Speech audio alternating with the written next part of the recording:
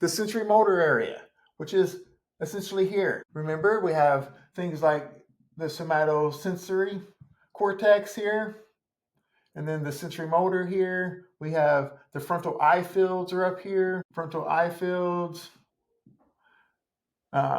sensory motor. There's a lot of habits living up through here, okay? And then we have the somatosensory. This is a large part. This is probably the second most inputs coming in. This is probably the most inputs. Remember, we love to build habits and store them up through here.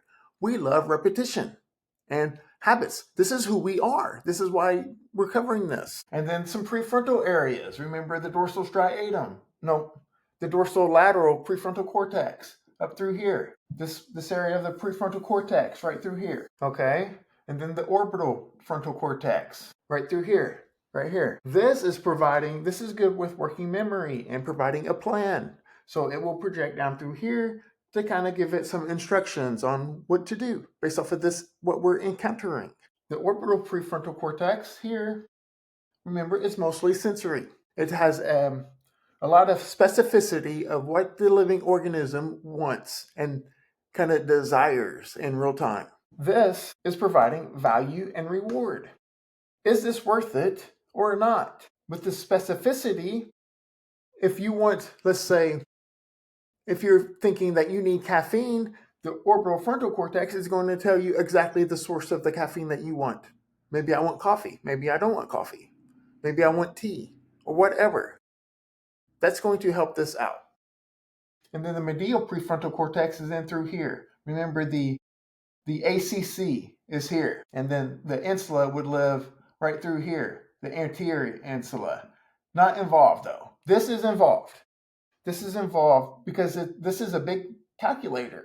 This is conflict monitoring and evaluating risk reward. So it's providing constant updates.